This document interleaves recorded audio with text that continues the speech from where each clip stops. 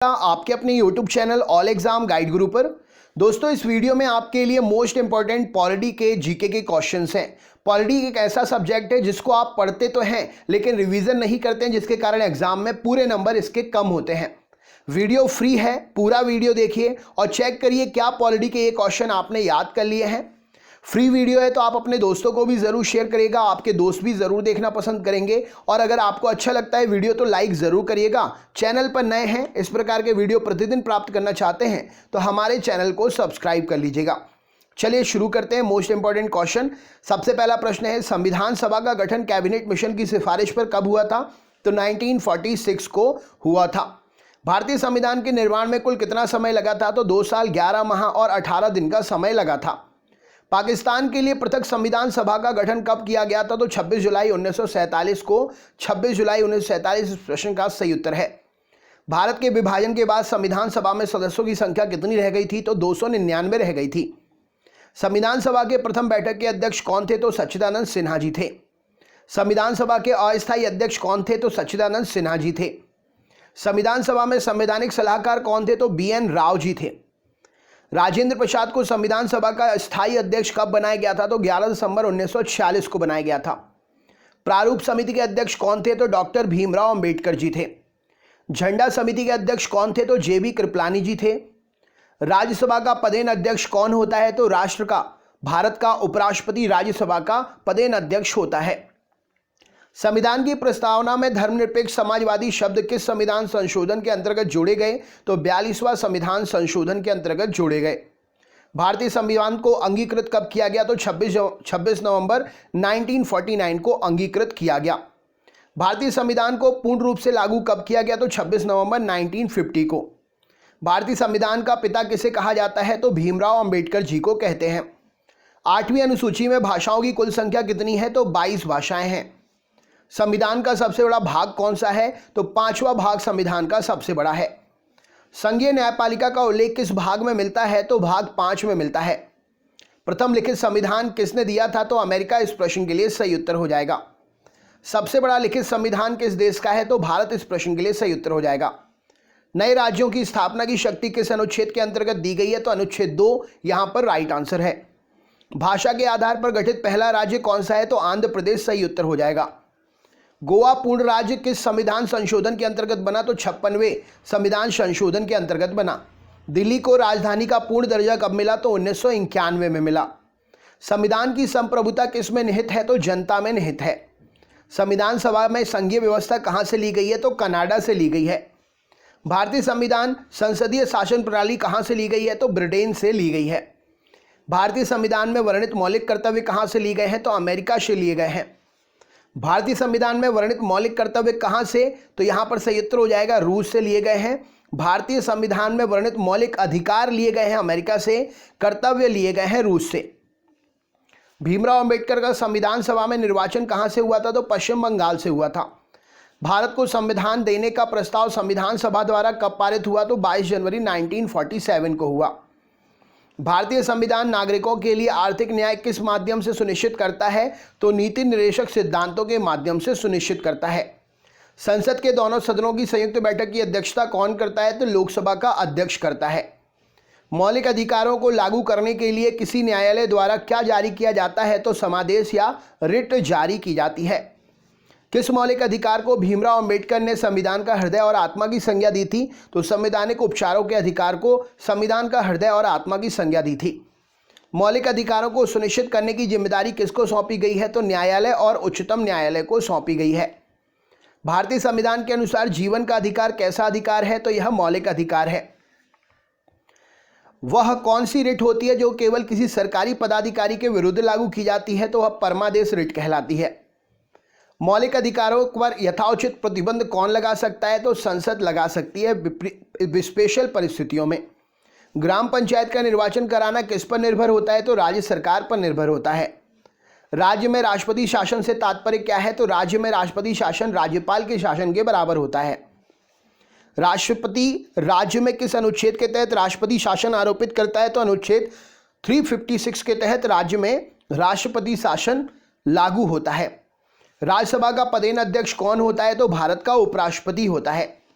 भारतीय संविधान किसको हटाने की व्यवस्था प्रदान की गई है? तो राज्यपाल को हटाने की व्यवस्था प्रदान की गई है। भारतीय संविधान राज्यपाल, माफ करिएगा, भारतीय संविधान किसको हटाने की व्यवस्था प्रदान नहीं करता?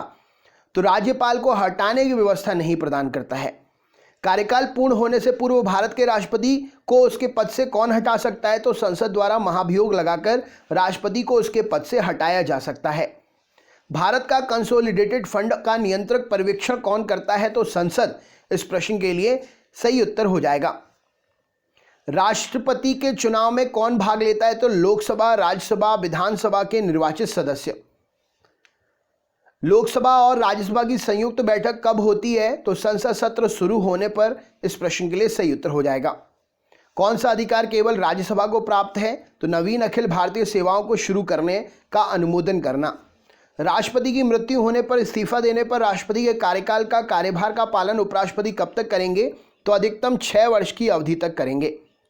संविधान सभा में भारत के संविधान को कब स्वीकृत किया गया? तो 26 नवंबर 1949। भारत की सशस्त्र सेनाओं का सुप्रीम कमांडर कौन होता है? तो राष्ट्रपति जी होते हैं। केंद्रीय मंत्रिपरिषद किसके लिए उत्तरदायी है? तो लोकसभा के लिए उत्तरदायी है।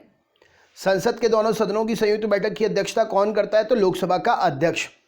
राज्यसभा की सदस्यता के लिए न्यूनतम आयु सीमा कितनी है? तो 30 वर्ष है। किसी राजनीतिक दल को राष्ट्रीय दल के रूप में मान्यता कैसे दी जाती है? तो यदि उसे 4 से अधिक राज्यों में राजनीतिक दल के रूप में मान्यता दी गई हो। संविधान के किस अनुच्छेद में संसद को संविधान में संशोधन करने का अधिकार दिया गया है? तो अनुच्छेद 368 में यह अधिकार मिलता है। भारत में सर्वोच्च न्यायालय में जजों की सेवानिवृत्ति की आयु क्या है? तो 65 वर्ष है। संविधान का अनुच्छेद 370 किस राज्य पर लागू होता था? तो राइट आंसर हो जाएगा जम्मू कश्मीर। अवित्तीय विधेयक को राष्ट्रपति कितनी बार लौटा सकता है? तो 1 बार सिर्फ। संविधान की उद्देशिका में क्या वर्णित है? तो समाजवादी, पंथ निरपेक्ष, लोकतंत्रात्मक गणराज्य। किस संवैधानिक संशोधन बिल द्वारा भारत में मतदान की आयु 21 वर्ष से घटाकर 18 वर्ष कर दी गई? तो 61वां संविधान संशोधन। संविधान के अनुसार लोकसभा के स्पीकर को उसके पद से कैसे हटाया जा सकता है? तो संसद के सभी सदस्यों के बहुमत के प्रस्ताव द्वारा पारित होने पर हटाया जा सकता है। भारतीय संविधान के अधिकांश उपबंधों का संशोधन कैसे कर सकते हैं? तो अकेले संसद नियमों में संशोधन कर सकती है। भारतीय संविधान को कौन सा अनुच्छेद राष्ट्रपति को लोकसभा भंग करने की शक्ति देता है? तो अनुच्छेद 85 सही उत्तर हो जाएगा। रॉलेट एक्ट अधिनियम किस वर्ष पारित किया गया था? तो 1990 में किया गया था। किस अधिनियम द्वारा भारत में सांप्रदायिक निर्वाचन मंडल लागू किया गया? तो 1909 के द्वारा लागू किया गया। संघ लोक सेवा आयोग के सदस्यों को अपना इस्तीफा किसे देते हैं? तो राष्ट्रपति को अपना इस्तीफा सौंपते हैं। गोवा राज्य का निर्माण किस संविधान संशोधन के द्वारा हुआ? तो 56वें संविधान संशोधन के द्वारा हुआ। आर्थिक प्रतिवर्ष सर्वे किसके द्वारा प्रकाशित होता है? तो वित्त मंत्रालय के द्वारा सर्वे प्रकाशित होता है। वह राज्य जो लोकसभा में निर्वाचित सदस्यों की दूसरी सबसे बड़ी संख्या भेजता है? तो महाराष्ट्र। इस प्रश्न के लिए सही उत्तर हो जाएगा। वह निर्वाचन मंडल जो उपराष्ट्रपति का चुनाव करता है? तो लोकसभा और राज्यसभा। फाइनेंस कमीशन वित्त आयोग की नियुक्ति कौन करता है? राष्ट्रपति। इस प्रश्न के लिए सही उत्तर है। कौन सा कर केंद्र सरकार के राजस्व का स्रोत नहीं है? तो भू राजस्व। इस प्रश्न का सही उत्तर है। भारत की राष्ट्रीय आय का सबसे बड़ा भाग किससे प्राप्त होता है? तो तृतीय सेक्टर से प्राप्त होता है। भारतीय संविधान के कितने तरह के आपातकाल का प्रावधान किया गया है? तो 3 तरह के आपातकाल का प्रावधान है। कौन सा विधेयक राज्यसभा में पहले प्रस्तुत नहीं किया जा सकता? तो धन विधेयक सही उत्तर हो जाएगा। भारत के संविधान के किस अनुच्छेद में लिखा गया है कि 14 वर्ष से कम आयु के बालक किसी भी फैक्ट्री या खदान में काम नहीं करेंगे, कोई जोखिमपूर्ण रोजगार नहीं करेंगे? तो अनुच्छेद 24 में जानकारी ये मिलती है। संविधान की चौथी अनुसूची किसका वर्णन करती है? तो राज्य और संघीय क्षेत्रों में राज्यपाल के प्रतिनिधित्व का वर्णन करती है। संविधान के अनुच्छेद 14 में कानून की समानता का अधिकार किस देश से लिया गया है? तो अमेरिका से लिया गया है। संविधान के अनुच्छेद 330 का वर्णन क्या है? तो लोकसभा में अनुसूचित जाति और जनजाति के लिए स्थान, इसके बारे में बतलाया गया है। कौन सा बिल संसद के दोनों सदनों में विशेष बहुमत से पास होना अनिवार्य है? तो संविधान संशोधन संबंधी बिल संसद के दोनों सदनों में विशेष बहुमत से पास होना अनिवार्य है। मूल कर्तव्यों का वर्णन संविधान के किस अनुच्छेद में है? तो 51A में है। संविधान के 42वें संशोधन में क्या जोड़ा गया है? तो पंथ निरपेक्ष, समाजवादी और अखंडता जोड़ा गया है। संविधान के निर्माण में कौन सा दल शामिल नहीं था? तो हिंदू महासभा सही उत्तर हो जाएगा। कौन सा कार्य राज्यसभा के सदस्य ही कर सकते हैं?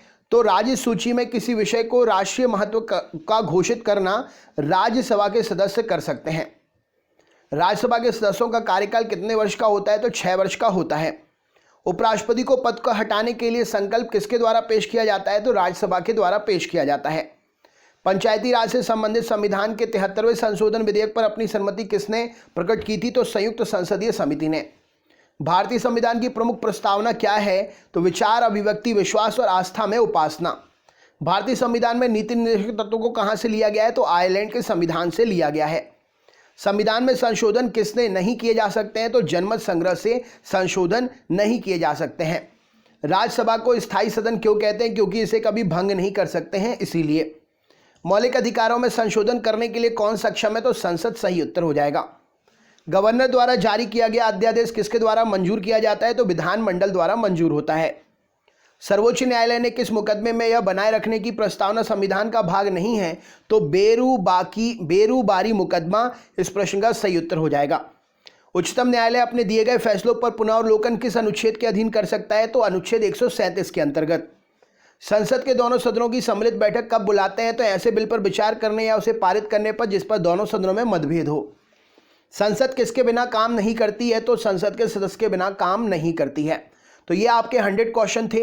वीडियो अगर अच्छा लगा हो तो लाइक करिएगा। चैनल पर नए हैं, इस प्रकार के वीडियो प्रतिदिन प्राप्त करना चाहते हैं तो चैनल को सब्सक्राइब कर लीजिएगा, बेल आइकन जरूर ऑन कर लीजिएगा और फ्री वीडियो है तो अपने दोस्तों को जरूर शेयर करें, तो आपके दोस्त जरूर देखना पसंद करेंगे। अगले वीडियो में मुलाकात होगी। बहुत बहुत धन्यवाद। आपका दिन शुभ हो।